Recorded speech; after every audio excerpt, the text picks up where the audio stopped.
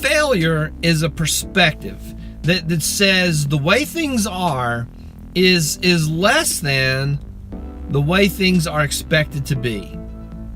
I'm Bill Snodgrass, and in this episode, I'm going to talk about 3 reasons people feel like they're failing at life. Now the impetus for this video came from a drawing that a student made in one of my classes, and claimed that it was a reference to the way another student felt.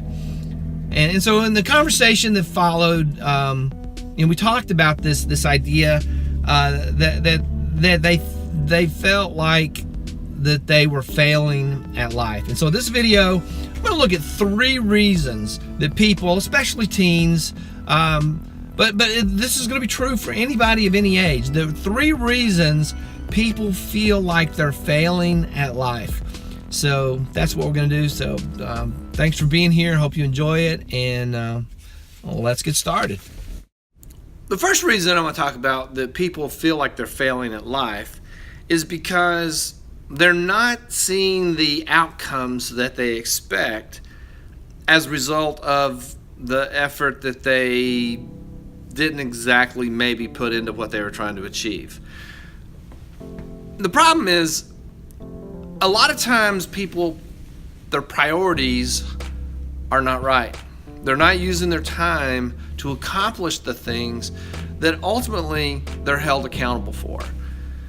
So instead of doing their schoolwork, they're playing video games. Instead of attending to the family, they're on instant messenger or they're on social media, and their family responsibilities are sliding. The first reason people feel like they're failing at life is because the culmination of bad choices starts stacking up.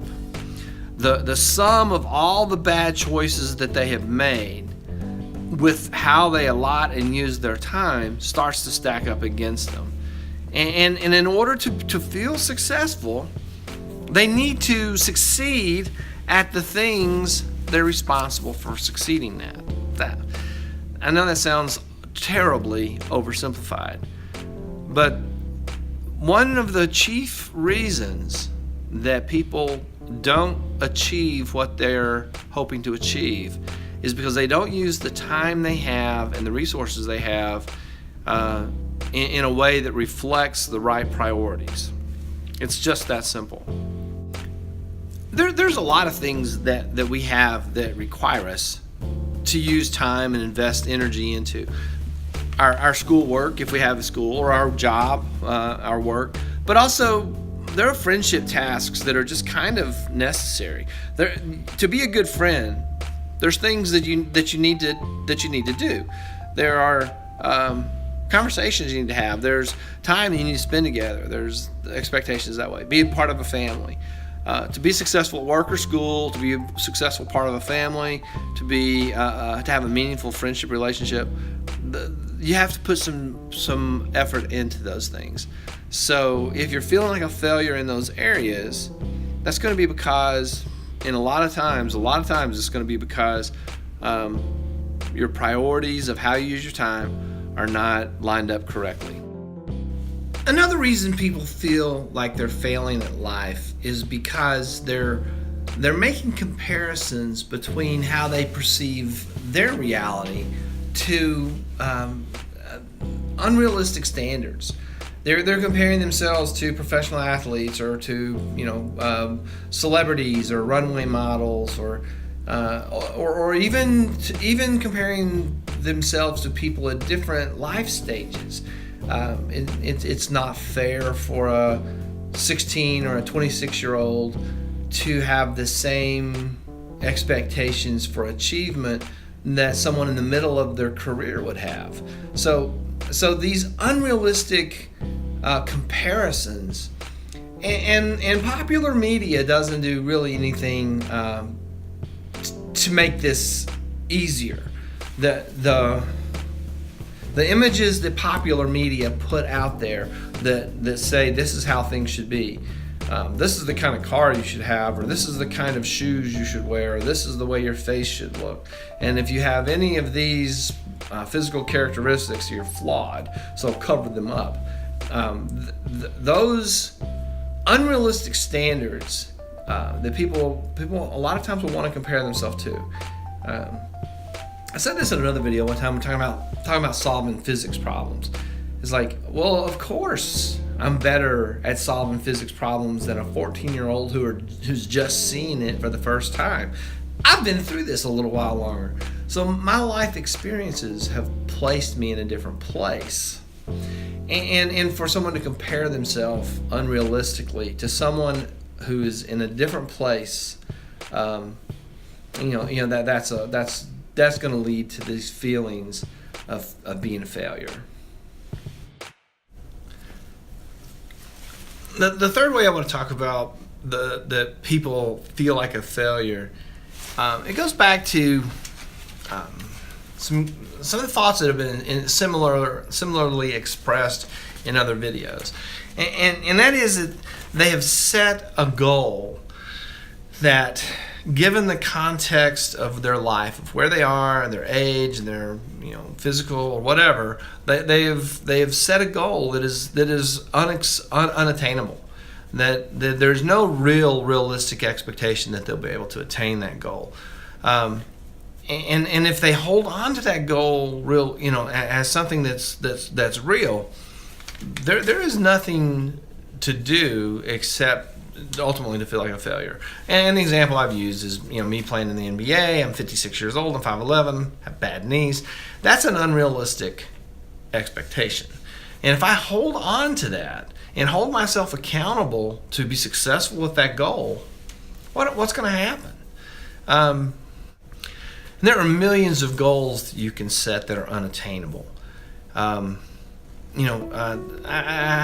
deal with a lot of freshmen and a lot of athletes, and I had someone, they were like, well, you don't really have to come to games, it's just the freshman game. And my response to the guy was like, well, you're just a freshman. For you to expect to be on the varsity, where these guys have been, they're 4 years older than you are, and when you're 14, that's almost like 25% of your life. They're almost like 25% older than you to be 17, 18-year-olds when you're 14, 15-year-old. It's not the same. So having an expectation, and I'm not saying that no freshman can be on the varsity. That's not what I'm saying.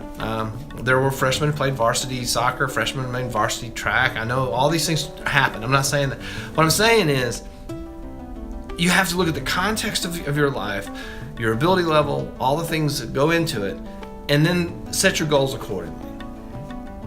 Goals have to line up with a realistic possibility of achieving them, or you're going to feel like a failure. And so that's what we're saying in this video is 3 reasons that people feel like failures. So to wrap things up, just let me go through real quick the list. First reason people sometimes feel like a failure is because they're failing at meeting their expectations, because they're not prioritizing the things that ultimately they're held accountable for.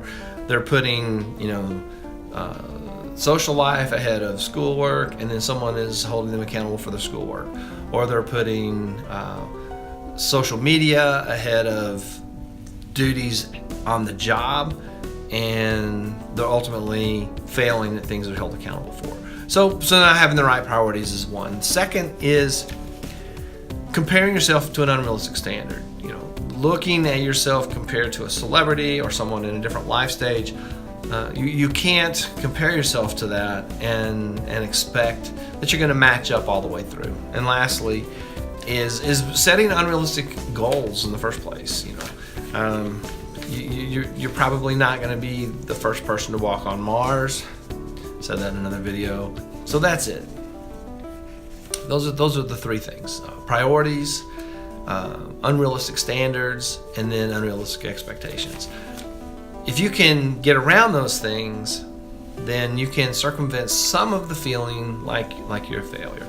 And the feeling of not being good enough is not always misplaced. Sometimes it is a realization, a recognition of what you have done, and that feeling will motivate some people and propel some people to do more, to go further, and to do more. So when that's the case, it's it's appropriate and it's the correct way to feel. Hope you enjoyed this video. If you did, hit the like button, subscribe to the channel. There's probably someone out there that would benefit from hearing this, someone who may not be feeling so good about themselves. Share this video with them, or make them sit down and watch it with them. And thank you for watching. We'll see you in the next episode.